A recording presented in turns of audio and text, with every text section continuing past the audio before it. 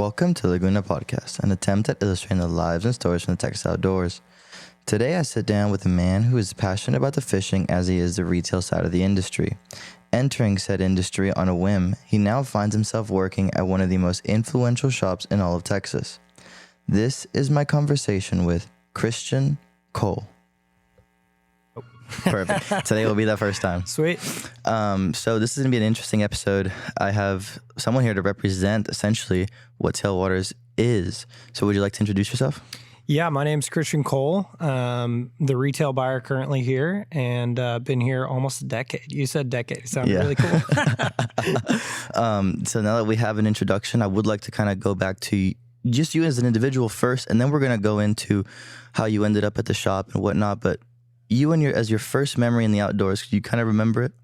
Yeah, definitely. So backstory, I grew up in actually Southern California, Newport Beach. Probably the coolest place in the world to grow up as a, 5 to 10-year-old kid riding bikes and surfing before school and getting out at noon on Wednesdays. They're so relaxed about that kind of stuff. So really cool childhood, but none of it was really outdoor based. There's not, it was outdoor based, but not in the hunting or fishing scene. Not much of that going on. There's a little bit of a conventional side of things nowadays that's kind of blown up for calico bass and things like that, but just mostly surfboarding and skateboarding and, run around being hoodlums back in the 90s. It was awesome. How long did it take for you to kind of get into the fishing side of the world? So I moved back to Dallas just before high school and lived in North Dallas. And there's, just like anybody, Saturdays and Sundays going down creeks and bumming around. Got a fly rod for Christmas, like pretty much everybody does at that time. I had been prior, with my dad on a fishing trip here and there, guided, been to Colorado, things like that on family vacations, but never really took it seriously until, early high school, like freshman year, just fishing all weekend long, like not worried about girls, not worried about school, that kind of thing. And the downside is I wrestled during high school, which is a big commitment of time. And obviously it's pretty hardcore on your body. So I didn't do a lot of it until after wrestling. I mean, I did as much as I could, but then got out of wrestling season senior year and then was like, I'm going all in. Decided to go to A&M Corpus because I figured that was the coolest place to go fishing at the time. And in hindsight, 2020, I should have gone to Montana State or Oregon or somewhere, or South Padre. Yeah. But Corpus was a cool one. Had a lot of fun. I say as a joke, and all the guys here at the shop make fun of me, but the joke is I went to college, but I did not complete college. I did not attend college. It's very difficult when your fraternity brother or your buddy dad has a skiff and a beach house and on Port A or in Port A, and he's like, you want to go to your 8 a.m. class or you want to meet me on the water? And so absolutely not. I chose meet me on the water every time. But then got out of college and bummed around Austin. My mom lived in Austin while I was in high school. And so every summer, I'd fish around Austin, fished Lake Travis a bunch. It's great. Bummed around creeks and did the whole DIY thing. Moved back to Dallas and met a girl and was like, okay, I guess it's time to get a driver's license. You can actually move that around with you so that way you can move out of it. The sun is killing me. Yeah, after college, moved back to Austin and then quickly moved back to Dallas and was like, okay, I need to, get my life together. I dropped out of college. What am I going to do now kind of thing? Yeah. And I mean, I applied at coffee shops. I was 20 or 19 or 20. Applied at coffee shops, applied at Orvis. Orvis wouldn't hire me for whatever reason. I had a tattoo on my arm and maybe they didn't like that at the time. But and then I applied at Tailwaters and sat down for an interview and they were like, well, what can you do? And I was like, well, I'm really good at cleaning bathrooms and sweeping. I can take out the trash. At that point, I really did not know what Tailwaters was or what we did. Obviously, every Christmas, I'd be like, Dad, I want this Patagonia vest that Tailwaters sells, or give me a Tailwaters gift card for some flies and things like that. Sorry, I'm going to pivot here. The sun is still killing me. Lawson's in the background trying to save me. So for those who obviously can't see what we're doing, we're sitting in the middle of the shop and there's like an issue with the lighting. Blinding issue. But yeah, long story short, I applied and they hired me. At the time, I drove a 1990 Ford Bronco, and it was my first car. It leaked about a quart of oil a day. Nice. So my parents lived in Frisco, which, if you're not familiar with Dallas, is north of the downtown shop, probably 35-ish minutes on the tollway. And so I was burning a quart of oil, get to the shop every day, $8 an hour. And my first paycheck at Tailwaters was like $1,000. And I remember David being like, how did you make $1,000 on $8 an hour? And I had to work to like 7 a.m. to like 7 p.m. just doing odd jobs. Cause like whatever, like I'll get there early and I'll sweep, or I'll put backstock out of flies and things like that. And then slowly, worked my way to where I am now. I've been super blessed and lucky. I've gotten to travel the world in my 20s, which has been fun. I bet. Met a lot of great people along the way, and happy to be here. Yeah. So you've been working here for a decade. What was the hardest year of you whenever you actually joined the team here? Early on, it was really like kind of like a frat house. I mean, it was a ton of fun. All the guys were old and seasoned, and I learned a lot from those dudes. We didn't have any youngsters, so I was the young guy on the crew. Did all the odd jobs, took out all the trash, cleaned all the bathrooms every day, and just learned as I went. Finally they let me spool a reel. Finally they taught me how to tie bimini. All these things that every kid that wants to work at a fly shop, that's what they want to do on their first day is, hey, teach me how to spool a reel. Teach me how to tie bimini. And these guys, I think, in my opinion, did it the right way. Like, I had to do the grunt work kind of as an apprentice to kind of, get finally to that step. But, I would say the cliche hardest year was COVID. I mean, that's probably what every business or every small business would say. COVID wasn't necessarily hard in terms of like, oh my God, what are we going to do? Have to, there was a little bit of like cancel orders, call vendors and tell them, hey, we can't take this stuff. Yeah. But every fly shop was doing that, and the vendors knew. So it was more of how are we going to employ who we have, and how can we make what we've got work? So Neil Turner, who's not here, who's our general manager, he's kind of our director of operations. Kind of the head of the vibe at the shop, we should say. He keeps us all together, but he came up with a really cool idea, not knowing he has a buddy in a whiskey group in Dallas, and they do raffles for bottles of whiskey. So let's say, and I'm by no means a big whiskey connoisseur, but let's say there's some fancy maker's bottle that's $350 that you might not buy yourself, but you would pay $10, and there's 30 spots. And so everybody would pay $10, and then at the end of the week, or once the spots filled up, they would raffle it off, and then whoever got it is the bottle. So Neil was like, why don't we do this during COVID? I mean, the shop was closed, doors were closed. We were like bringing bags out to cars with gloves and wearing masks, like we had no idea. And that was really, really successful. And it kind of floated us for a while, and we actually got rid of almost all of our inventory. The place looked like a ghost town. We were putting packages together. We were doing like lunch margaritas, like to go when those finally came out. It was wild. All of us were in t-shirts and flip flops, and which is not our normal up here. So it was fun. It was really hard. Probably after COVID was the hardest part. Doors are back open. Customers want product. We can't get them the product.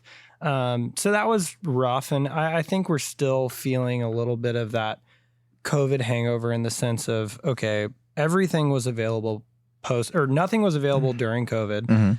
After COVID, everything was available. Now everything is still available, but the customer is a lot more savvy. And so as a shop, that's what makes it challenging is we're all competing for a small piece of the same pie. Everybody sells the same product. Everybody offers pretty much the same thing in terms of there's probably not many fly shops that I would say have horrible service. You're going to walk into a shop and maybe have an older guy tying flies in the corner, but that's part of being a fly shop. I don't think that there's one fly shop in the country that just is flat out horrible customer service, right? It's not like a cashier at a grocery store that doesn't want to be there. Most of us are stoked. We've got one of the coolest jobs in the world. So it's how to differentiate what's Tailwaters doing now that can differentiate us from our competition. Do you have an answer for that or no? Not yet, I would say. I mean, truthfully, we've got a lot of ideas. No, I think we're going to lean in a lot harder to what we do best. Our customer service is good. Private outfitting is a really big part of our business, which I was going to bring up here in a minute. So there's a lot in the hopper for 2025, and we're really excited. We want to lean a lot more into education. Being in downtown Dallas, not having a lot of access to really, really close fishable water that's, quote unquote sexy, right? If you want to go fish, you can go to a pond on Google Maps in 10 minutes and be on the water. But in terms of, getting away from people, getting out of the city, if you want to fish in Dallas, it's an hour-ish any direction. You can be in really, really cool fishing. And we get that question a lot is, why is there a fly shop in Dallas? Where do you guys fish? And that's the honest, candid answer is, hey man, you can go catch a bass in your neighborhood pond. But if you really want to get out and do something cool, it's going to require driving. Texas has a ton to offer. We've got the Texas coast 7 hours away. We've got Arkansas 7 hours away. But it's just a drive, right? So I think leaning into our private outfitting because we are in kind of a non-fishing city. Yeah. We've got a lot of customers that like to fish, but I consider Dallas a fly out destination. Right? Yeah. Everybody flies out of Dallas to go fishing. So leaning into education, trying to cultivate new customers is kind of the name of the game right now. What are some of like the most prime destinations that you guys outfit towards? Highest volume or coolest? You give me your personal opinion on coolest, and then we'll go highest volume. Okay. Personal opinion on coolest is probably one that's not available right now. It's probably VIP.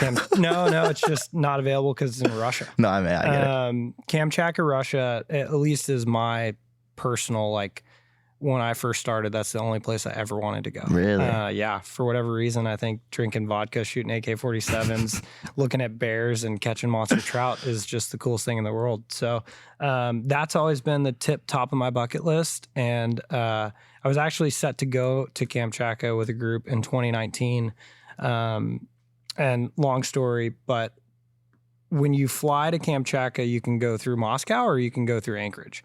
Going through Anchorage is like a 4.5 hour flight. It's ridiculously expensive, but it's probably just as expensive to go the Moscow route, which will take you, 24 hours and multiple layovers and spend the night here and get on a plane here.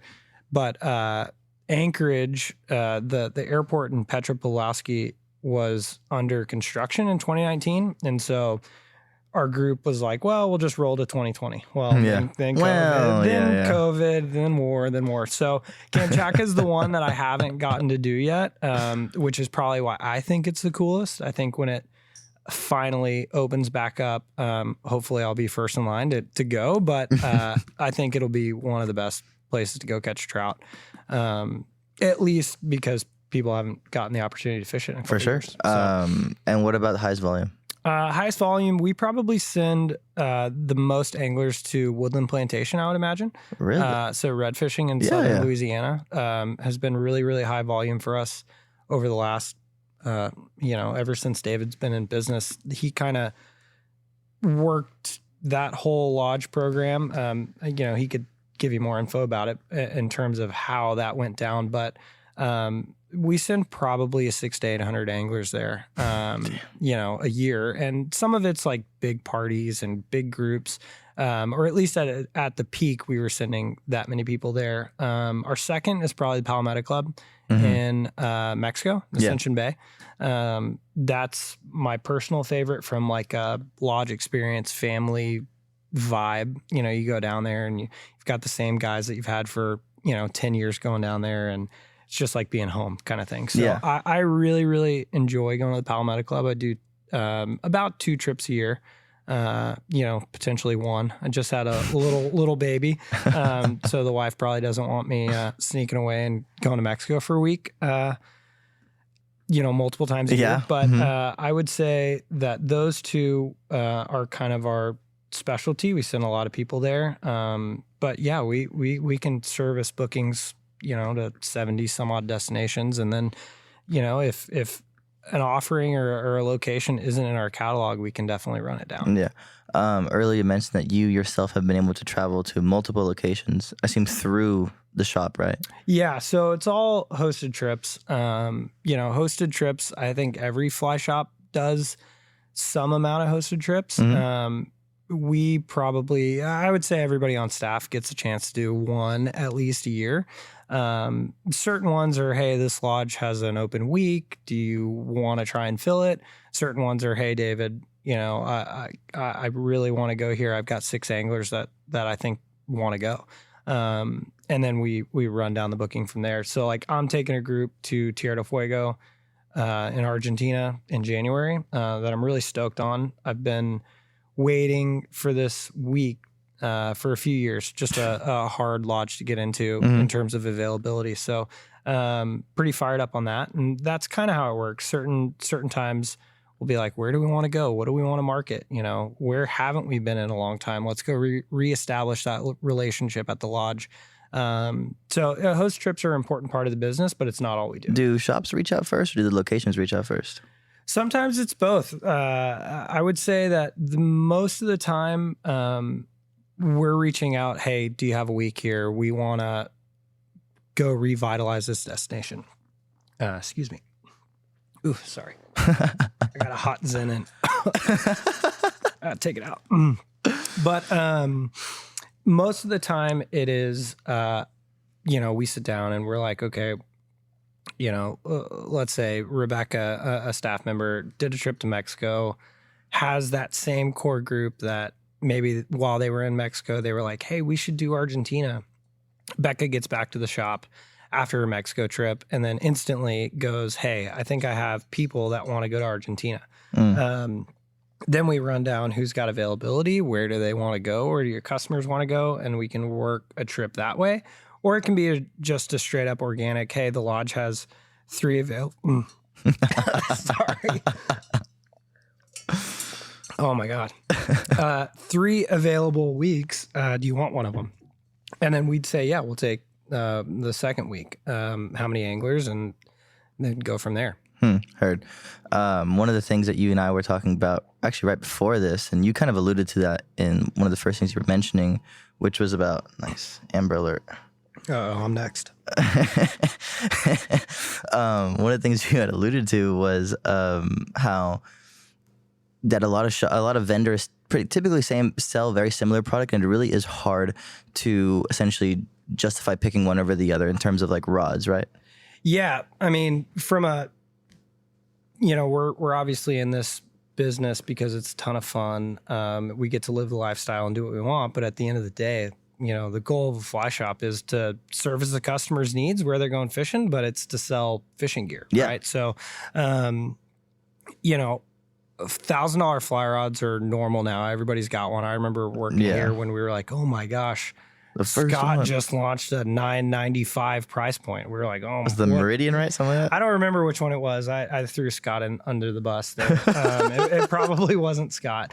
But for whatever reason, that price point it kind of hovered over the last 3 or 4 years. Now it's actually going towards closer to $12.50. Yeah. But fly rods nowadays are all good. Like if you walk into a fly shop and you're like, hey, I'm Joe Blow and I want to go bass fishing. Here's my budget.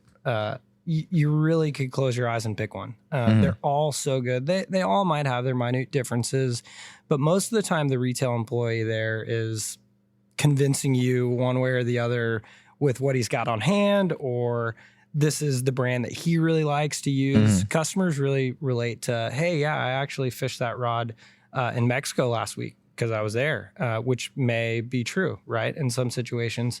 And each retail employee, like if you ask me what my favorite rod brand is going to be different than Lawson's and different than What is your favorite rod brand? Oh, I don't know if I should say it publicly. What does it matter? No, I'm just kidding. I like Scott. I'm a super big Scott. And you just fan. threw him under the bus. That's great. Know. Super big Scott fanboy. I just like what they do. Scott's got a really cool history. I've got a bunch of buddies in the industry that are big time Scott fans, and I like them. I like a little bit of a slower casting rod. I have a little slower casting style, so I'm a big fan of that. Some of like the really, really ultra fast, ultra lightweight rods are hard to pair fly lines with, one, and also I don't know if they're necessarily the best rod for all customers, right? Yeah. Customers walk in and they're like, I want the best, right? Well, they're all really good, but which one's the fastest, right? I like a really stiff rod. And then you're like, oh, well, take the H4 or take the Marksman Z from Hardy. I think both of those are ultra fast. And you take them outside and they struggle to cast it because they can't feel it. So personally, I feel like I have a little bit more control with a rod that's a little bit softer. And I mean, I'm not saying that Scott's soft. I think no, I get it. There's varying levels to fast nowadays. Rods are kind of like the space race, right? Fly line companies started making fly lines heavier than the printed grain weight or the grain chart, right? Let's say a standard 8-weight after grain weight is 280, which I think it is, but maybe I'm lying. Somebody can correct me. I'm pretty sure you're right. Yeah. Let's say it's 210, and that rod that you're casting is the ultra fast Salt HD in an 8-weight. And so when Sage came out with the Salt HD, it wasn't the most popular because most people couldn't cast it. It's too fast. And then it's really hard to pair a fly line with it, right? So fly line companies knew that, and they started making their fly lines inherently heavier. So now you see like half weight heavy, Rio's notorious for that, yes. Right? And so that now makes pairing rods in some situations easier, right? Because if you're like, oh, it's the Marksman Z, I'll put a Flats Pro on it. But if it's a Meridian from Scott, you're like, oh, maybe I won't. Maybe I'll pair Infinity with it. Something that may be the same grain weight as Flats Pro, but the taper's different, right? The weight's not super aggressive. It's not super concentrated like a Grand Slam, which is a great line as well. So I kind of nerd out at this point in my life at a retail level on that type of stuff because I'm the buyer. So I like to, especially when I'm selling stuff to customers, really give thought to what line they're putting on and what's going to suit them best. So you mentioned you like to nerd out. So here's a conversation I had with Andy Deere, and you said you hadn't heard any episodes, but I would say that's one, if you enjoy like the gear talk, that's a very phenomenal episode. But Andy Deere and I sat down and we brought up this conversation, this topic about how like there is a way with, if you look at it from a more advanced like lens, you could look at rods as like a 3-weight class. Each and every rod is a 3-weight class. Yeah. Like an 8 would be a 7, 8, 9, and you can actually control and decide what rods or how a rod is supposed to feel in your hand just by controlling the taper that you are using to kind of get said taper. What do you think? 100%. I mean, like, I don't know if it's 3 to 12, maybe. Well, not all the way, but yeah. There's a range for sure. And I'm by no means the end all be all expert here, but I do have an opinion on it. I think fly line's probably the most important piece of the puzzle and maybe the most overlooked. When customers walk in, our job as a good fly shop employee is not to sell them the most expensive. It's to sell them what's best suited for them. So take, one fly line manufacturer, for example, that puts a fish on the packaging. The customer might walk in and say, oh, well, I bass fish. I'll take that line. I'll take that one. Right. But that line's not going to translate over to when their buddy invites them to Alaska, and or it's not going to translate over to, something more technical, I guess you could say, or as they advance in their casting, they want to control their fly line or carry more fly line. Maybe that super aggressive bass line is not the best for carrying fly line. So I think that it's something that's overlooked. And if you know, as you grow as an angler and as a customer, kind of what line you like anytime you cast a fly rod, bring your reel with your fly line. We never get that. And finally, I've trained a few customers that are like, I only fish a Grand Slam. Okay, cool. Bring your Grand Slams up here because I've got who knows what on my demo reels that are all beat up. Yeah. And let's go out there and pair it with what you would actually fish. So I think if I was going to buy a rod, that would 100% be my pro move. Do you think elitism towards a certain product is, I thought of it right now, but you mentioned like some clients be like, I only throw this line. Do you think elitism towards products is a beneficial thing for the space? I don't know if I would, well, I mean, elitism in some sense of the word is like, I have to have the best. That's what I think when I hear elitism. Like most of our customers, I guess like that are uber loyalty. That's way to put it. There's a lot of brand loyalty, and maybe to a fault in some situations. Like you're like, I love the outbound short. I bass fish 95 days a year, right? The outbound short's a great bass line for my specific lake and what I specifically like to throw fly wise. But then you say, I got invited to Belize to go bone fishing and I'm just going to use an outbound short because it's what I'm used to. Right. Well, that might be at a fault to the customer. And so maybe that answers your question, right? Yeah. Like the outbound short's not the best if you're throwing a size 6, no weight, little blind gotcha to a pound bonefish, right? He's gonna swim away before the bonefish before you get the fly in. So to some degree, yes. I think that everything that we sell nowadays and all fly shops, it's all good. You know, the lowest price point reel on the market now is still a really, really good reel. Depends on the application that you're using it, right? And so educating the customer on things like that is what I really get into. Yeah. Would it be safe to say that, like, and I think it would be safe to say, but I'm asking you, that Tailwaters is one of the few shops that truly represents like the Texas pride or Texas like style of fly fishing? You know, we do our best. I would say again, the where do you guys fish in Dallas conversation it's going to lead into that question. Is always a looming thing. And again, I'll take myself out of the equation because I don't fish nearly as much. Don't yet, because I'm going to use it in the next question. Okay, nearly as much as I used to, but downtown Dallas, I mean, there's freeways all around us. It's really hard to get hey, I want to get into the mindset to go fishing on a Saturday when you're living here. You really got to love it, and you really got to be willing to make that drive or get creative, hop that fence, and go in that creek, things like that. So yes and no, maybe. Yeah. Well, the reason I'd ask is because like I wanted to, you answer this as an individual, like through your own anecdotal experiences. What fishery in Texas do you think truly represents Texas as a fishery? Well, I'll put it this way: if one of my friends were to ask me, "Hey, do you want to get on the boat on Saturday over watching Netflix or hang out with my kid?" You know, that would be the crutch at this stage. But like, think a couple years back. No, yeah, definitely. A couple years back, I love bass fishing. I think any type of largemouth bass. I mean, they're dumb, they're hungry, they like to eat big, fun flies. I really enjoy fly tying, and so I like the fact that you can get creative and throw wild stuff, and they'll just destroy it. They're super aggressive. There's some great spots to literally watch them eat the fly at your feet, and that's hard to come by. As well as Texas has some of the best bass lakes in the world. I mean, dude, there's dudes from Japan that fly here to fish Lake Fork. Yeah, that's an hour and 20 minutes from us. So I would say bass, just because we have the most of it and we've got the largest spread. I mean, you can catch bass in Dallas, catch bass in Austin, you can catch them in San Antonio, you can catch them literally anywhere. Odessa. But redfish, I think, encompasses the Texas vibe. Cattle farm meets saltwater Gulf, dirty water, oysters, like that whole South Texas, I guess. I don't want to use the word vibe 10 million times, but that South atmosphere. Texas, that atmosphere in South Texas is really appealing to a lot of customers. Yeah. And there's areas on the Texas coast that look like the Bahamas. And, yeah, you're right. And you've got a bright, shiny redfish just waiting and super stoked to eat your fly.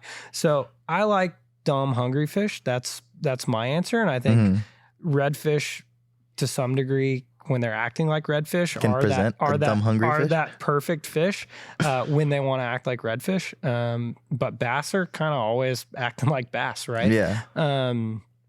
And I love watching a 2-aught frog just get absolutely annihilated. So that's what, I mean, if you were going to ask me to go fishing tomorrow, that'd be, I have a lot of buddies that got into the carp scene. I'm looking at one of them sitting at the bar right now that got into the carp thing. And they're like, we're going carp fishing next week. And I'm like, Yeah. I'm like, okay, cool. I'll go carp fishing with you guys if we do that for like an hour. And then we go throw frog poppers until we can't see straight. Right? Run me through some of your favorite bass fishing memories then. Well, as far as my favorite lakes, I really love Lake Texoma. I probably spent the most time on that lake with a buddy of mine, Jeff Spangler. Probably fishes more than anybody I know. He's an absolute nut. But just hopping in the truck, it's an hour away. It's super convenient. Stop at some good gas stations, get a Buc-ee's sandwich. And I'm a big proponent of quality over quantity. I would rather throw the big nasty popper that I tied yesterday at 4:00 at the shop and not catch anything than catch a bunch of really, really small fish. And it's not necessarily the size of the fish. It's more about, did I catch the fish the way I wanted to catch it? Yeah. Right. Like I go into the day with an idea, like I really want to watch this frog die. And, I want to throw that until and go for broke. It's kind of like the streamer mindset or the steelhead guy mindset, where it's like you randomly pull a streamer out of your box just because you think it looks cool and you're confident and I'm gonna catch a fish on that fish or on that fly.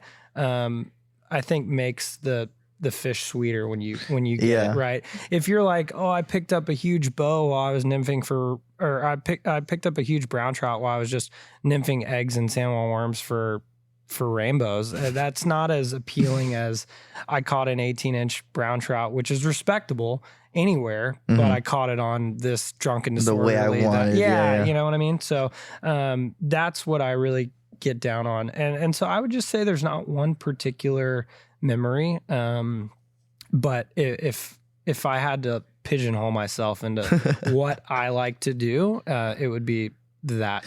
Did you ever get into like striped bass here in Texas? I did a little bit.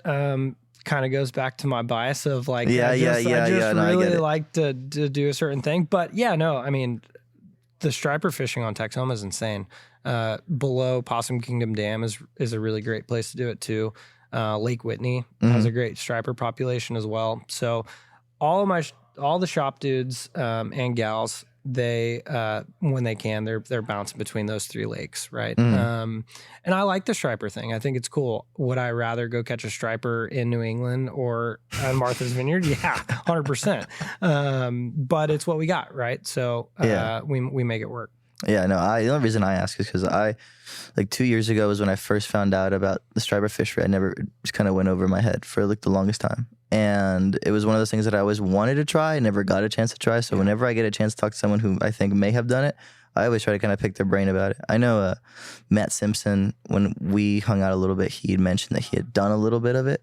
And he had spoken about it like it was a very, very fun thing to do. But I think it kind of goes back to you're not really sight fishing as much. Granted, I could also not be knowing what I'm talking about. No, 100%. You're sight fishing to a degree. I think the coolest part about striper fishing in Texas is most of the time you're following birds, right? So you're open water lake fishing and you're looking for birds, and the birds are telling you where the striper are, and they're busting bait, and you're, sit down, hang on, and you're full throttle and you stop real fast and you got fly line all over the place and you hope to get, one ugly dump cast into this kind of nervous water school, and they move super fast.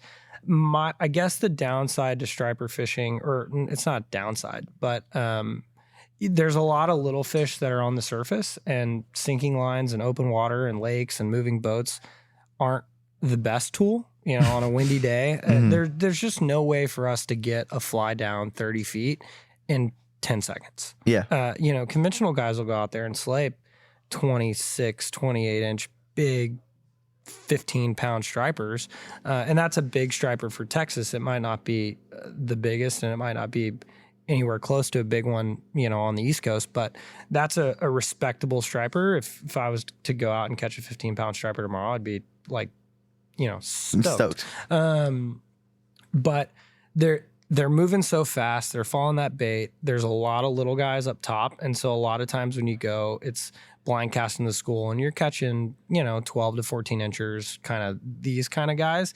You're trying to shake them off real quick to get your fly back in there. But there's not a real perfect way. I mean, if you had spot lock and there was no wind, I mean, the stars would have to align for you to find them early enough where you can get way in front of them, know that they're going to continue heading that direction, get your fly out, dump a bunch of line, let it sink, because all those big fish hang below those little fish. So now the river thing below Canyon Lake, I hear is really cool. That's kind of your neck of the woods. Yeah, pretty much.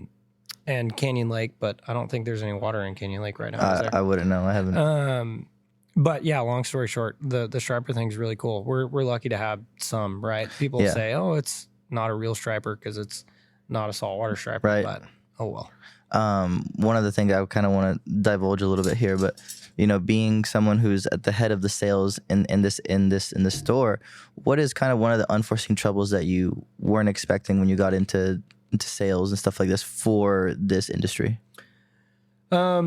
I would say it's just gotten harder, right? There's so much information out and available at everybody's fingertips. And it's probably not just our industry. It's probably everybody's, right? Yeah. The bike world, the surf world, who knows, right? But at least in the fly fishing space, it's gotten hard because there's blogs and there's bad info. Well, I don't want to say bad, but maybe not the best information out there in some cases, right? Do you think do you think the bad information comes from bad players, or do you think it's come from misinformed players? I think it probably is a misinformed player. Yeah. I mean, I'd be willing to say it's both, but or a biased player, right? Yeah. Like, let's say that a certain retailer, they are sponsored, or a certain an influencer rather than a retailer. Yeah. Let's say an influencer is sponsored by X brand, right? And new customers to the space, they're seeing that person use this gear, and then they're like, okay, now I should go buy that gear. And then they might call a fly shop and they might buy it online, right? But if they walk into our store, where are you fishing? What are you doing? Where are you going? What do you already own? What's your goal? How long have you been doing this? We get the opportunity to have them in front of us so that we can best sell them what they need, rather than, this dude was fishing this new cool rod and I've never fly fished before, but I'm going to Arkansas, so I bought a 12 weight because he said I needed to buy it. Well, then that's a way far stretched example, but I think there's a lot of that. There's a lot of maybe not industry people that are opinionated on gear reviews and things like that, that may skew a customer a certain way. And so if we get the customer in the store, that's what I want. And it's not to upsell them. They can cast all the rods. They can go out back and try them and walk out the door and buy it online. I don't care. I just want them to have what they need. Yeah. That's what I'm really passionate about. So, and it's frustrating when you get a guy that's like, well, I bought it online. I'm like, well, okay, well, send it back online. No, what was your plan here? And then you got to re-talk them through it. And then you were like, well, I can't really make an 8-weight with an extra spool work on a 5-weight. And then you probably should buy a 5-weight reel. Like, it just, there's a lot of that going on. So that's making it hard, right? Customers walk in with an idea. Or actually, it's not even an idea anymore. It's, do you have this? Yes. And as a fly shop, and especially a small business, I think on the surface we appear like, big badass tailwaters, but don't get me wrong, it's a great shop. But we've got a budget just like any other small business, and we've got payroll and rent, and so you can't have everything, right? And I get a lot of people that are like, well, why don't you carry this product, or why don't you carry that model? And the answer is not, no, we don't carry it because we don't like it. We carry it because, well, we've got 4 other really great options here. Have you seen them? Have you, well, let's talk about them. So it's really hard to carry everything. And there's a lot of good stuff out there that I don't carry. But we try and ride the coattails of what we know works, what we know best suits the customer, without not being relevant, right? If something new comes out and I have to have it, obviously I'm going to go get it. But from that perspective, I think the industry has gotten harder. Do you think that the way to kind of, let's say, in a perfect world, but like the way to correct the industry would be to not idolize the brands for the people that they sponsor? Or do you like, how would you essentially fix that issue? Even, and I'm being hypothetical. I'm not like asking for like a real scenario where you have a plan and everything, but just not a conversation. Yeah, I think the brands that are on the right path or that are doing the influencer thing right are the brands that are going back to, you said that you talked to Chris at Living Waters. Mm-hmm. I mean, like he's a signature tire for Umpqua, for example. You could call that a brand ambassador, if you will, in that small world of fly tires. But he's really well known, but he's got the backstory and he has the knowledge and he's got the legit. I mean, he's got the legitness to him, I guess you could say. He's earned it, yeah. Yeah, he's earned it too.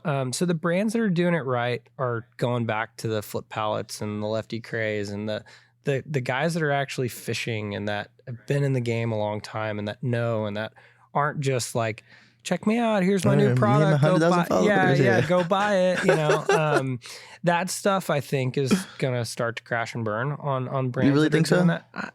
I hope so. I mean, I'm with you on that one 100%. I think it's a little one, I don't know if it ever serves the customer, but I would rather see brands have guides and shop employees and really, really influential, legit people that are living the lifestyle, then and those kind of people are probably like, yeah, send me a free rod and I'm your guy, right? They don't need a paycheck per click and per like and things like that. So I think you'll start to see more of that. I think the customer is kind of catching on too. Yeah, I agree. It's funny. I was at the other day, and I'm not going to say any names because it was an interesting conversation that I had, and it may be received incorrectly.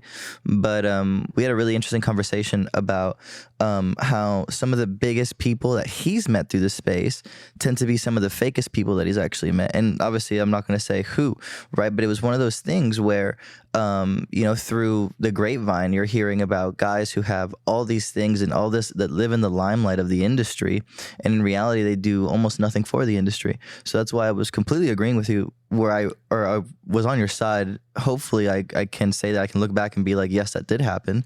But I would be one of the first people in line to kind of like not dethrone, right? But just be like, hey, like if you can't do what you appear to be able to do, then you shouldn't have, the notoriety that you do in the space and so many blind eyes and blind trust in the industry. Totally. Yeah. And it's not that, an influencer might not be a good angler or a good fisherman. I just think that there's a motive behind every post, right? And it's to get paid, when in reality, a lot of dudes, like if you walked into a shop and you wanted legit information that the influencer might have done a video on, you'd get legit information for free the old fashioned way, right? Yeah. And then maybe support a local business by buying something, right? So that's where, I mean, if I could crystal ball anything, I don't think that it's a problem. I don't think that it's negative or positive. I just think it's a little annoying, maybe, when you're like, well, that dude's been on the Texas coast working his ass off for 40 years. Yeah. And sure, he doesn't have an Instagram, but I'd rather have him be a guest speaker at my shop and market it out because everybody knows his name or what have you than some person that's like, oh yeah, and by the way, do you mind if I use my X watch that I got for free from you mind send me the check, and then they're kind of checked out while they're here. So it goes both ways. I get it from a brand side of things. It's a really important business grower for them, and it's cool, it's fun, it's crash the beer, it's smiles, it's by the campfire. But I think that your customer is like, give me the real information on what I need to buy, and cut all the shit, right? Like I just need to know what line to buy. Yes. And so I think that'll be interesting to see what certain companies do. And there's a lot of influencers out there that do have the backstory to Absolutely. put Don't get me up wrong. with I it, completely right? agree with you there. And I just think that brands should lean into those relationships more than the, hey, I've got 500,000 Instagram followers, Yeah. or I moved from this space, which is a surf world, to now I'm in the fly fishing space, and now I brought all my followers with me, and that kind of thing. So, that's no, my 2 cents. I'm glad we see eye to eye on that. I want to talk a little bit more about like events and stuff from the shop, because if I'm not mistaken, Tailwaters does play a part in sponsoring some like cool local events and also like statewide events, correct?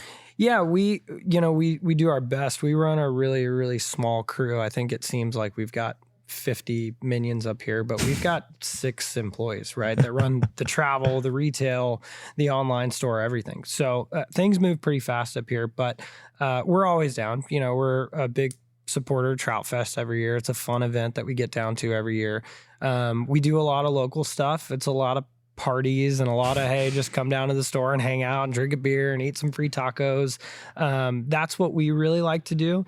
I think moving into 2025, we're hopefully gonna get some like river cleanup things going on in Dallas, and maybe not to the scale of like Loco Trash Bash, but like, hey, let's partner with Patagonia and let's do a weekend Trinity River, which is 200 yards that Like way, right outside the door. Yeah, which is like, but it's a small impact, but I think it's something that Tailwaters can do better for sure. And it's just finding the time when you're running a small business. I think everybody's very quick to, you don't do this or you don't support this, but it's like, well, dude, I got to send 3 employees and then I got 1 guy on the floor, and it's really hard. So we want to do that for the things that make a difference. One that we're really passionate about that makes a huge difference is Baracho Pescador.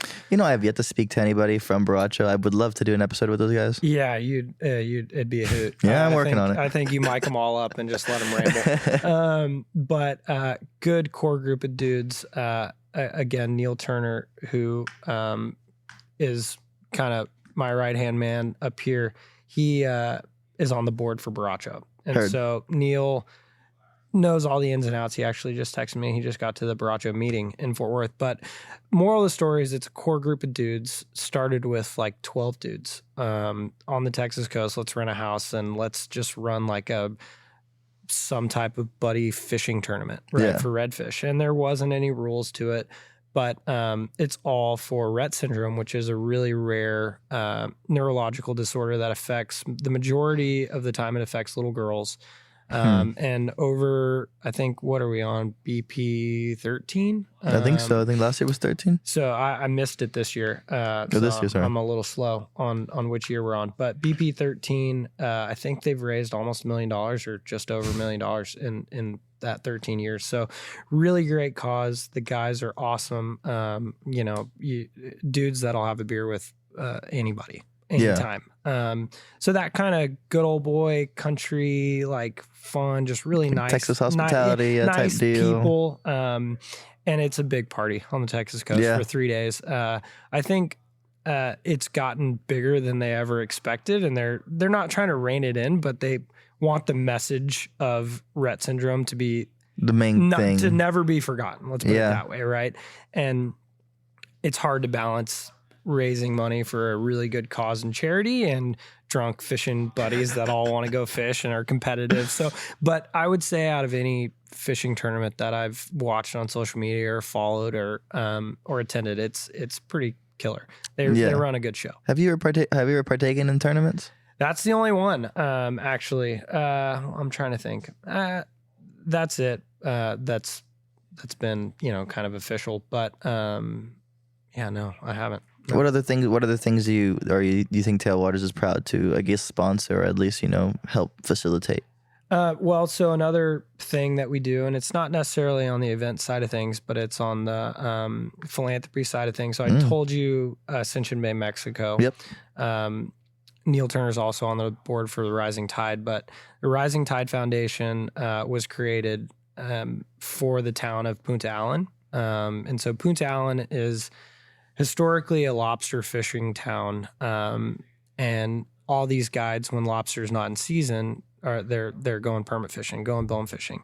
And for years, there's been a few lodges, and lately it's blown up. There's like 10, right? And the town is 600 people, very rural Mexico. Yeah. Can't just fly in and, get there in 20 minutes. There's a boat and an airplane and a vehicle that on a bumpy, sandy road. And that's kind of how it's always been. But the Rising Tide, I think this year raised $100,000 or just shy of $100,000. And we, as a shop, own and operate the Palometa Club. And so the entity that is the Rising Tide, it's an official 501c3. And we basically hold that money in a bank account. And for example, one of our guides got injured really, really badly last year in a motorcycle accident. Oof. Well, all his medical bills were paid for. Wow. There's a little girl in the town. Her name's Estrella. She is blind. And her house burned down. It sounds like a wild story, right? Yeah. Her house burned down. There was an electrical fire from some cord in her room, and she lost her Braille iPad. And so Rising Tide Foundation paid for Braille iPad. Yeah. So I don't know much about being blind or any of it, but clearly from what I've heard is I guess just a standard Apple iPad that can be, I guess, has an app or is chipped. I'm not sure. And then it's like their talking device, their listening device, all that. So somehow there's a way that she talks to the iPad, and then the iPad can regurgitate information to her. But for example, we got her a new iPad, and it's small things. It's not anything huge but yeah, or I get major, it. but it's really cool when you go down there and you bring her the iPad, and she's standing there with her mom and her grandma and her uncle, who's your guide the next day. It's just take you cool. to the good spots tomorrow. Yeah, no, it's just really, honestly, one of my favorite places on earth. No, I get that. And it's a really special place. I think everybody should get the opportunity to go down there and meet the people. I mean, it's a town that runs on a generator, and you can walk around at 4 a.m. and leave your wallet on the table outside, and it's totally safe. Never put money in the safe at the lodge ever. Never will. Never have. Never will. It's kind of that kind of vibe. So, I'm trying to think. There's a bird watching club down there, which is really cool. It's the town school that I guess they've all gotten together. And Estrella, when I was there in August, we've got another customer who brought her a bunch of clothes because all her clothes were lost in the fire. Yeah. And so the Rising Tide Fund, paid back that customer. She's a great customer of ours, but she went around all over Austin and bought her all these clothes and brought this mountain of clothes, and we kind of gave it all to her. But at that time, she was working on a Braille book. So she's a part of the bird watching club, and she's blind, but she was able to do a Braille book of all the native birds of the Yucatan. And she showed us the book. It's really cool. And you can like feel the outline of an owl or of a frigate. And I mean, it was kind of sweet. So those two things I would say Tailwaters is the most passionate about, or at least that's what we're the most involved in. And yeah, that's what we do. So we got over philanthropy and events and stuff like that. I don't think we've gone over the history of the shop as a whole. Yeah, so we can touch on that for sure. And I'm not the end all be all. So I'm not saying you are, right? This, but I've only been here a short 10 years. A short decade. There was history prior to me, but the moral of the story is there was a old school shop in Dallas called West Bank Anglers. Orvis Dallas as well has been around forever, and there's not a huge pool of guys that are really well tuned and know fly fishing retail in Dallas. So kind of some of the same older generation of fly shop guys bounced between Orvis Dallas. Like this guy was the manager of Orvis Dallas in 1992, and then he went over to West Bank. Yeah. And then so West Bank Anglers, David worked at West Bank. And I think not West Bank. West Bank was before Blue Drake, and then Blue Drake is where David worked. Paul Puckett actually worked there with David. Right.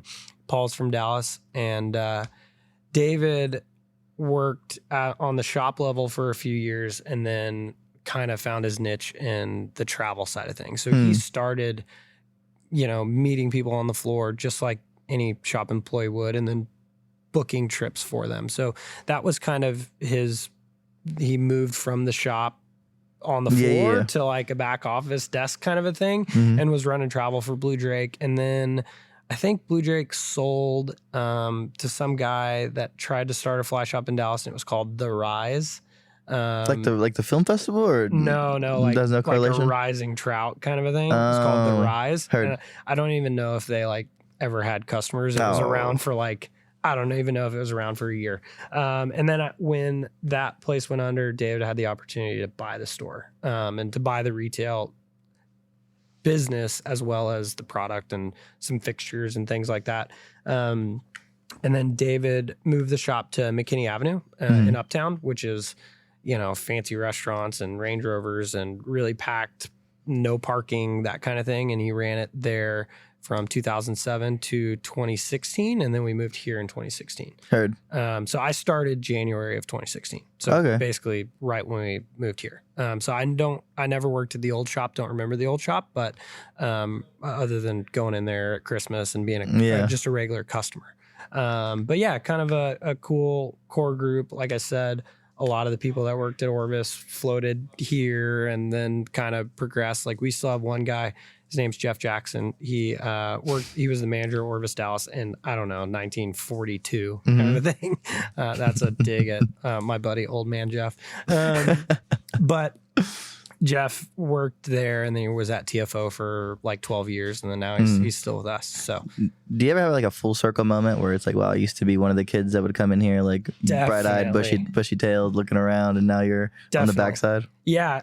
It comes to like, like the guy that walks in and he's like, yeah, I just bought a 5-weight outfit and I just want to go catch bass, and where can I go fish? And I normally pawn them off to like Eno or Sean or Lawson, the guys that are actually on the water. But yeah, definitely there's the customer that walks in and knows nothing and wants to just go catch a bluegill, and we've got him. Don't forget to ask your doctor about that rash. Yeah. that was David Leake. But yeah, the kind of imposter syndrome, I guess, would be a more of a term that I am at now. It's like really 10 years went by and I worked at a fly shop and I remember all those hours on the water, and now I'm like a hardcore retail employee, right? So I'm like looking at spreadsheets all day, calling vendors, trying to see where my shipment is. And so I don't get as much of the front facing fly shop, just regular shoppers anymore. And I kind of miss it. Like it's fun coming up here on a Saturday and just being like, I don't have to look at spreadsheets. Like let's go buy some flies, or let's, go look at this. I don't know how shops manage what they do on the back end and the retail with a smaller team than what we have. Or like where the manager and the head sales guy also is the buyer. I'm like, there's no way. There's not enough hours in the day, one, and then two, there's not enough brain capacity. Because you get a guy, like let's say you have never fly fished before. You walk You walk in the store and you're like, what is fly fishing? I want to buy something, right? And I'm like, oh, here we go. Sell me a 12-weight. This is going to be a 2-hour long conversation, right? Yes. Like there's not just a, hey man, you need this rod and here you go. It's like, okay, you got the rod, you got to explain all the rods and the weights and what each weight is for. And then you've got to talk about reels, and then they make a decision. And then you're like, okay, well now you need leaders and lines. And by the way, you should probably consider a bag. And then, oh, you're going trout fishing. Now you need all this other crap, right? Yeah. So it's like, it's just a lot, right? And a lot of it is, all of it's fun, but it's so hard to do both and like go from spreadsheet guy to, hey man, let's go, let's go chat for 3 hours. So I kind of like to do that on the Saturday kind of thing. If you walk in the store and you look for me, like customers are having to like drag me out of my cubicle most of the time. Like, where's Kristian? I'm like, oh no, So, but yeah, I would say it's imposter syndrome for sure. It's like, I've gotten so lucky. We didn't touch on this, but when I was in college, I actually worked on the Scat Cat. Which we should have. You mentioned it. I'm air quoting college again. But when I dropped out of college and realized college wasn't for me, I was wasting my own money, not my parents' money. Bummer. Yeah, super big bummer. Totally screwed that one up. I was like, well, I guess I'll go get a job. And I was like, I can't afford a skiff. I wanted to guide, kind of, but I was like, I really just want to fish. I think that's one of the things I love about guides is I could never be a guide. And I learned that early on is I like the retail side of things way too much. I like going fishing way too much. I have a big respect for guides because it's so hard. It's hard every day on your body, mentally. It's like playing a video game and the controller isn't working. You're like, just put the fly there. I can't do it. I cannot do it. So I was like, what's the next best thing? I don't have money for a boat. I drive a 1990 Ford Bronco. So I was like, oh, great idea. I'll work on a boat. That can't be bad. And so I'd like first boat I saw with a job thing on it. I was like looking at all the badass super mega yachts and in Port A at the dock. And then I saw the Scat Cat sitting there. And so if you know anything about Port A, you know the Scat Cat and the Wharf Cat, Fisherman's Wharf. And I was like, cool, I'm going to apply at this. And it was $60 a day plus tips. And so it's like from, I think 5:30 in the morning, we put ice on the boat. It's like 1,000 pounds of ice. That's like an hour long process anyways. And then it's 90 maximum capacity on the Scat Cat. So they ran half day trips and full day trips, and full day trips were 6 to 6. Half day trips were, I think, 6 to like 1 ish. And then on Saturdays they did double backs, which double backs were hell because you did 6 to 6, 6 a.m. to 6 p.m. And then you 6 got to 6. no, and then you got 2 hours off. Yeah. And then you went back and did 8 to like 9 a.m. I'm missing with that. So it's like the overnight deal in one day, same crew.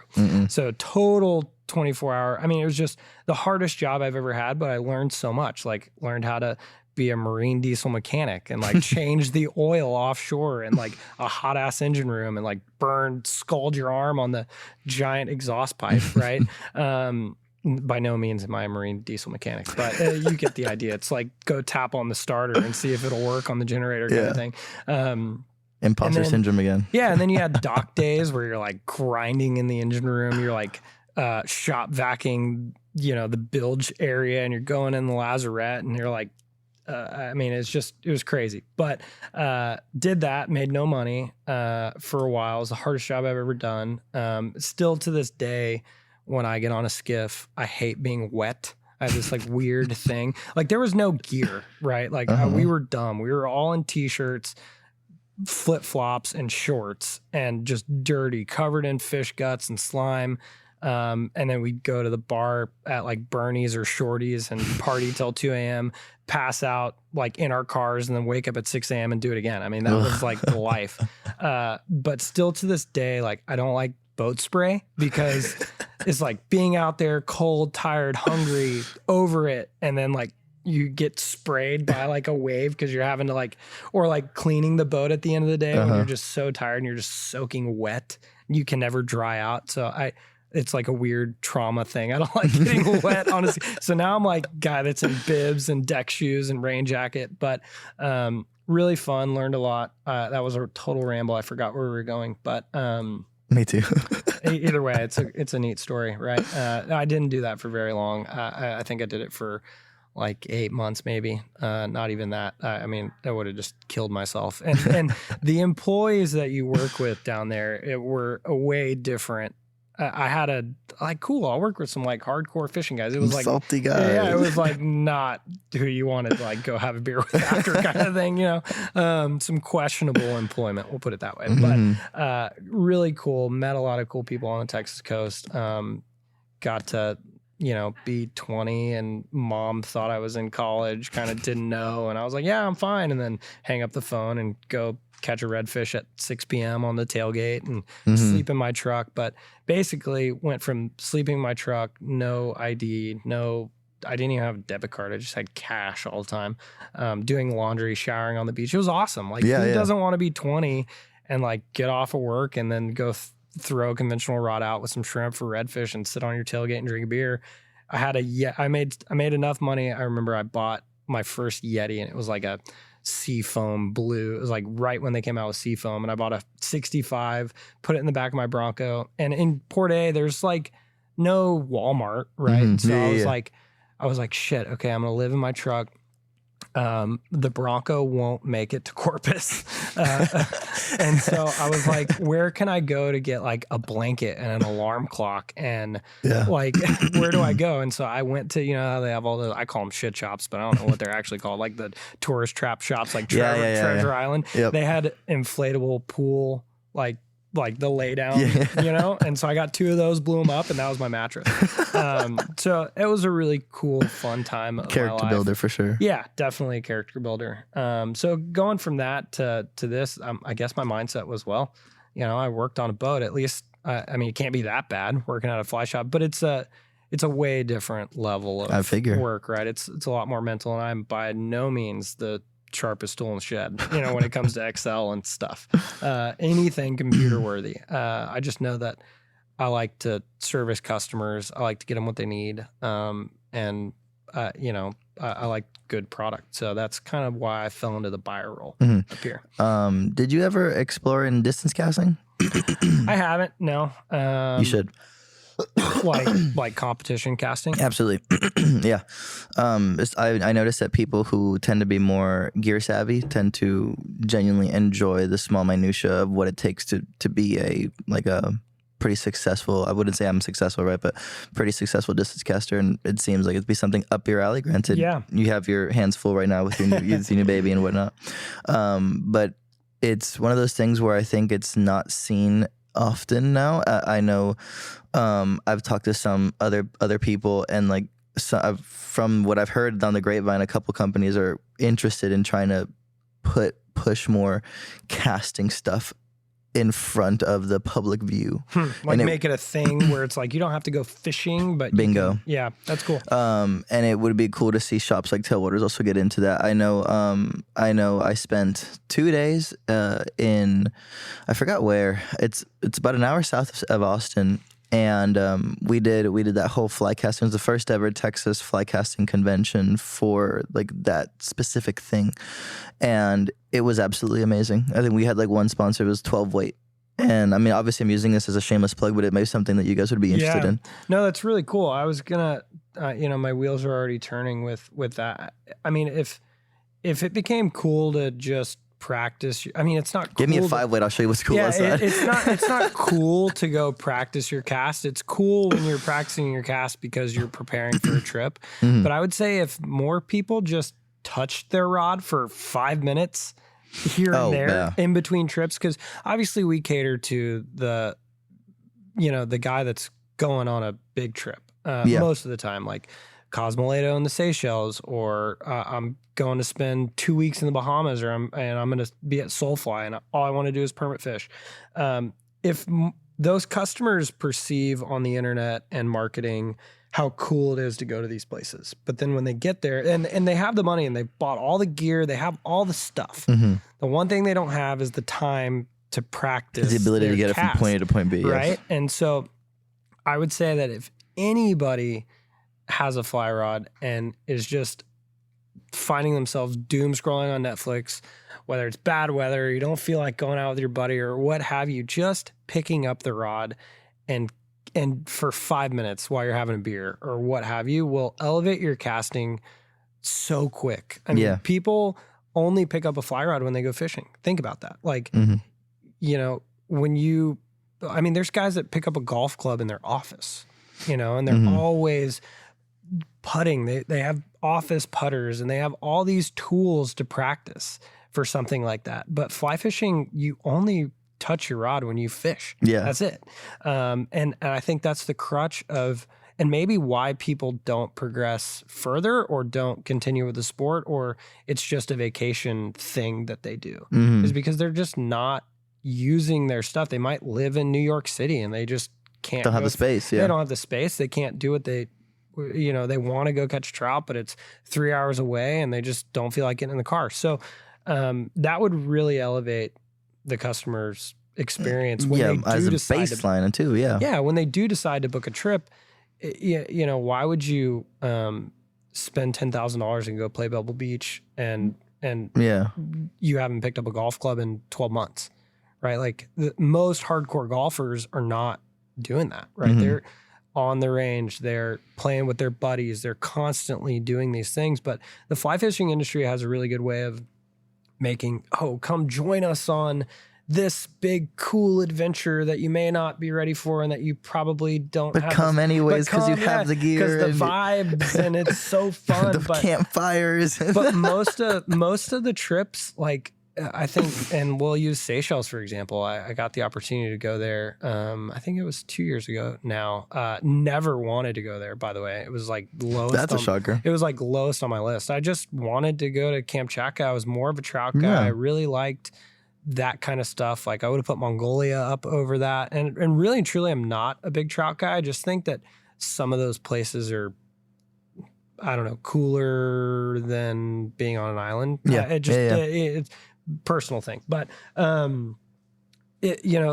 Cosmoleto, like you see all the big fish in the marketing and you see all these guys catching fish. Everything's fish on Instagram, but nobody talks about how hard it is when you actually go. You can't just show up. Like you have to be good.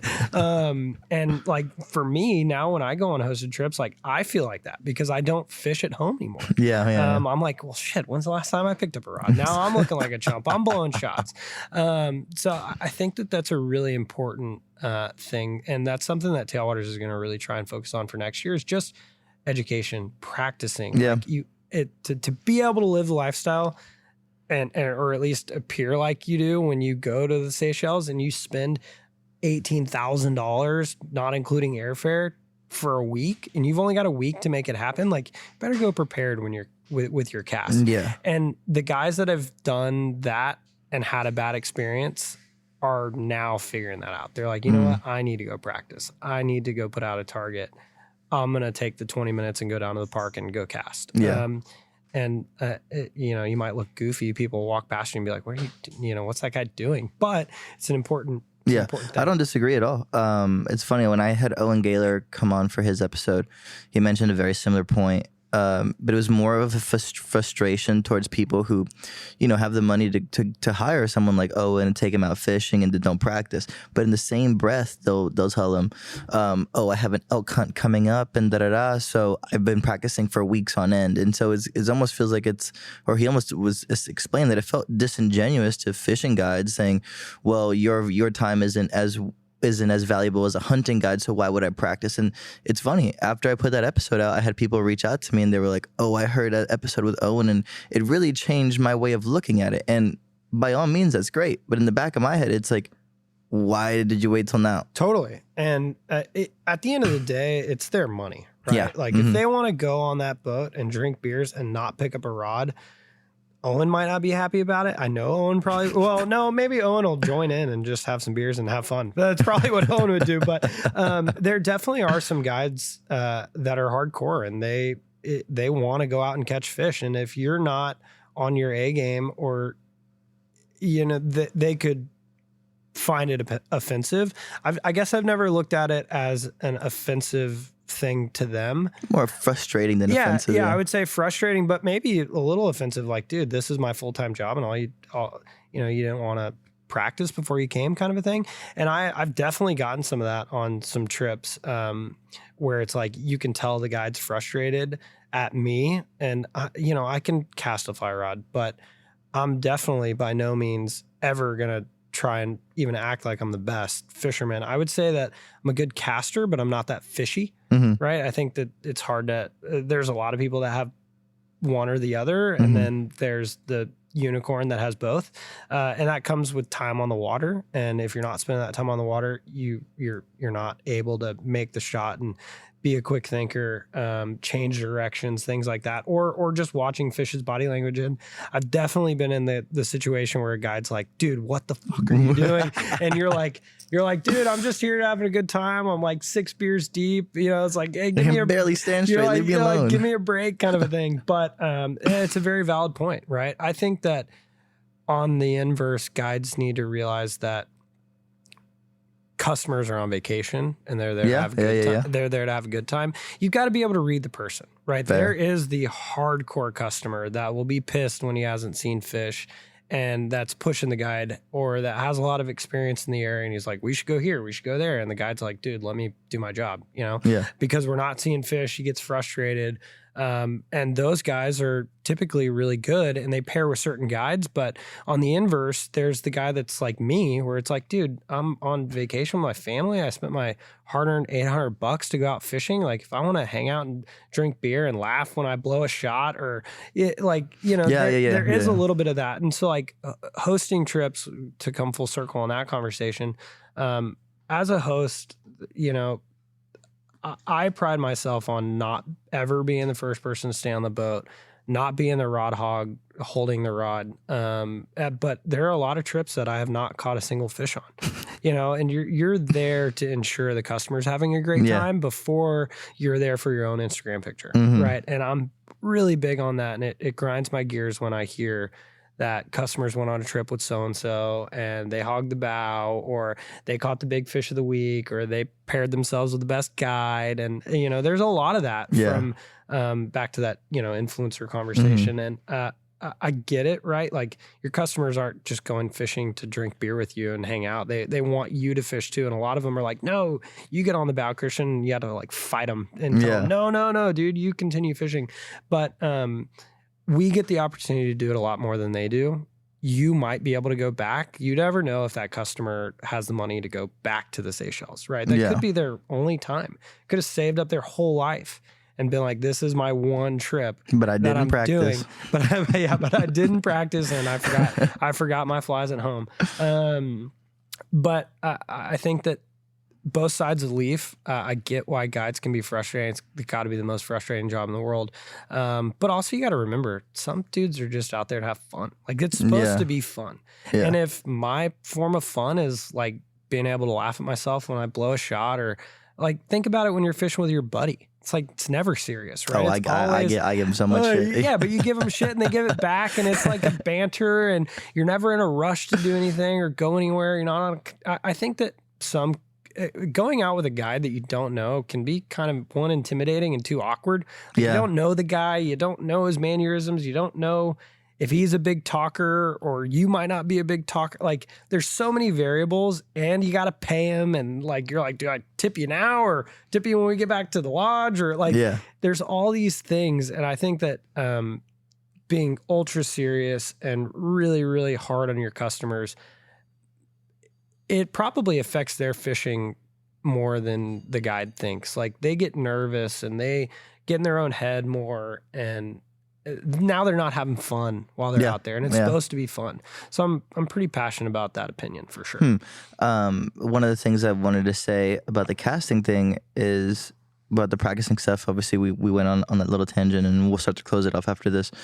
And I don't think I've ever really told the story before, but before I graduated in the spring this last year, when I was really getting the distance stuff, I mean, I'd go out with my friends, and if the night felt like it was dead, if it was, Thursday, midnight, and I had nothing better to do, I felt like, why should I keep spending $7 on a whiskey? Like, I would actually just leave, and then I would go over to one of so UTSA has a couple fields, and they have a women's soccer field that has a lit parking lot, completely lit up. Oh, cool. And so I would just sit there and cast from midnight to like 2 a.m, and then I would go home. And it was one of those things where it didn't really matter. It wasn't like I was like, I'm gonna go fishing the next day or whatever. But it was like, and I visited this topic with Andy Deere, and it's just a little bit of like this meditative aspect casting that I think most people don't really understand that is possible if you just did it for fun. 100%. I love that mindset, and honestly haven't thought about it from a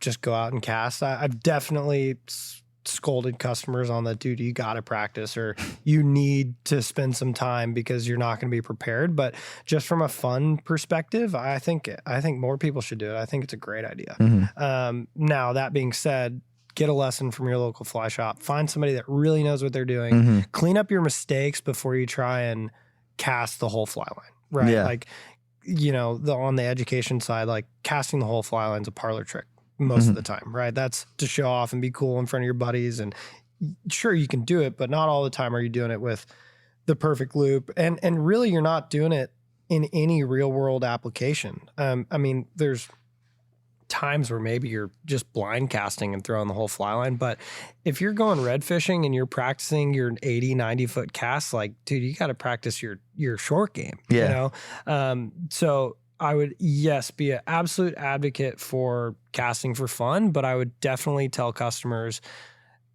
don't do it without getting a lesson first and cleaning up your bad habits and learning how the rod works and how the line pairs with the rod. That foundation is so important to growing as a caster, I think. And even if it's just, hey man, look at my cast, something's weird going on with my loop. If somebody walked in to the shop and they were like, can you just look at it for 10 minutes? Like, of course. Yeah, let's go out back and let's grab it. Because there's a lot of stuff that you as a caster might not notice, right? You might not You just notice need a different pair of eyes, that you're rotating that wrist a little bit on your back caster. You might not notice that you're creeping a little bit because it's not popping, it's not making a noise, but you are. Or that you're hauling a hair early, that kind of thing. I think just those little pointers, having somebody else look at your cast and then taking your baseline and working on that. Absolutely. I'm a huge advocate for going out there and being zen. Here's a cool story. It's funny. It's not to disprove what you just said, but it's funny. I was one of the first times I ever met Michael Gear. He's one of the guys who was in charge of that fly casting conclave. He was telling me that he was messing with 4-pound tippet and trying to get in front of fish at 90 foot with like a big fly. And at first, I mean, you know, we've had conversations in the group chat with all the guys from that event, and they were kind of skeptical about it because it's like, it doesn't make any sense, 90 foot, 4-pound tippet. But he's done it. He's doing it, and I think he's pursuing the 4-pound record, which is very, very, granted, completely anecdotal. Totally. Has nothing to do with like the average thing, but it was kind of a cool story I wanted to share because you brought it up. No, that's rad. I think that if it's like fly tying, right? Like, I use fly tying and I sell fly tying to customers in terms of like, if I don't feel like getting out of my house, if the weather sucks, I'm still in the game, right? I'm still thinking about fishing. I'm still not just doom scrolling on Instagram for 8 hours, looking at how cool I could be, right? So I think both of those are a great outlet for if the weather's bad or you don't feel like going, or you know you're tight on funds and you can't afford to go on a big trip. I think fly tying and just working on your cast in general and being grateful for what you have. Like I tell people all the time, the best place to work on your cast is to just go fishing. Like you can literally go to, Texas we're lucky because we've got pretty much every neighborhood in Dallas has a pond, or you can find a park pond or something that doesn't cost you any money. It's probably 5 minutes from your house. Probably nobody's on it.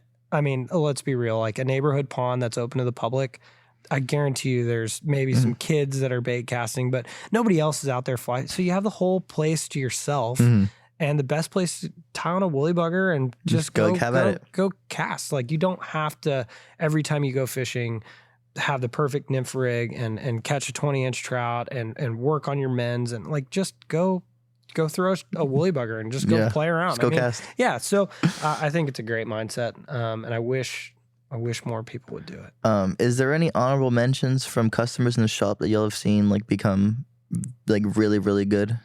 Yeah, there's a ton. I mean, we've got some customers I probably wouldn't hold a candle to in terms of casting and fly tying and knowledge, and they've been everywhere. And, you know, some of the guys walk in and you're like, dude, how was your trip to Agua Boa? Like, I'll probably never go there. I'd love to. Like, tell me all about it. And so a lot of like, let's say it's a off of our catalog trip, or it's not on our catalog, but it's to Iceland. It's like, oh, cool. I know so-and-so just got back from Iceland. You're going, let me call him, let me get the scoop. Where did he stay? What did he do? What flies did he use?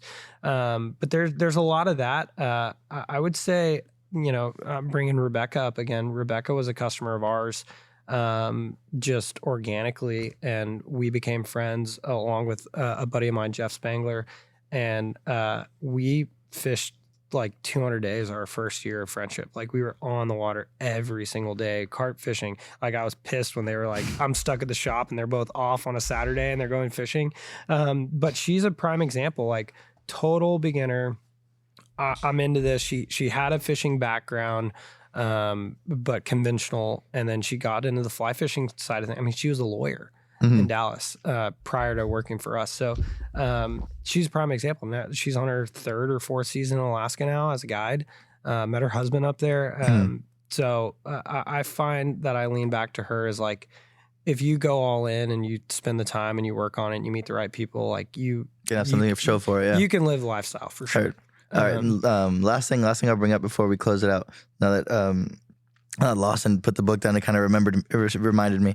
What do you think about it? You kind of briefly went over it. I think it's sweet. While I was looking at it, you were talking about, you were like, man, I want people to look at it. I don't want them to just skim over it as I'm skimming over the book. But that was because we were about to sit down and do this podcast. Yes.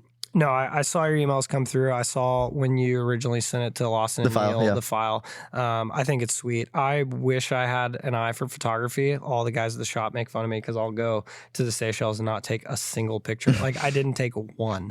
And I get back and Lawson's like, how could you do that? Because the shop wants to use it for content or whatever. I am by no means a photographer, but have a super infatuation with it. It's way too over my head technically. Again, back to my small brain. The bass fisherman. Yeah, but it's really, really cool. I think that everybody should go buy one. Where can they buy one? Here at Tailwaters, actually. Oh, well, I didn't know that. That's news to me. When's the invoice due? I haven't figured it out yet. Okay, well, let's talk about that first. No, it's in sweet. progress. Yeah, come buy it from us, or I'm sure your local. Go buy it at your local fly shop. How Fair. about that? That's a better way to put it. That's fair. And shop at your local fly shop for Christmas. When's this going to air? This is probably going to come out right after Christmas. It's coming the first one of 2025. Okay, well, because you're listening to it after Christmas, I hope you bought one. Please go spend your money at your local fly shop this holiday season. I like that. All right. Well, then the last two questions I always ask is, first one, looking back at everything that you've done in your career, in the space, or just in general, is there any things that you wish you'd done differently? Not so that you regret, but just kind of things that you wish you had done differently. I wish I would have gone to Go Guide. And I'll keep it short, but I think the industry gives a lot of clout to guides, and shop employees set the guides up for success, right? 100%. And so a lot of times the shop employee doesn't get the clout or the, like, oh, well, you weren't a guide, so you He's like, what do you have to offer me? Yeah. But I wish I would have gone to Go Guide when I had the opportunity when I was younger. And where would you have guided? I mean, I really wanted to go guide in Alaska, and I had a bunch of opportunities, and I drug my feet on them because I was scared. I didn't want to leave a full-time job to go maybe not have my job when I get back, kind of a thing. And so I wish I would have gone to go guide, but not for anything other than just the experience. To spend 4 months. To say you did it. To add that check mark on my list. Now knowing where I'm at now, I'm like, Never. But that's one thing that would have been nice to have a little notch on your belt, for sure. Yeah, I'm glad you said it. And then the last question I have is kind of like speaking towards the younger generation, kids that might be coming into the shop, again, kind of like you were, bright-eyed and bushy-tailed. Is there any advice you give them in terms of working in the industry, or at least being a part of the industry? Working in the industry, I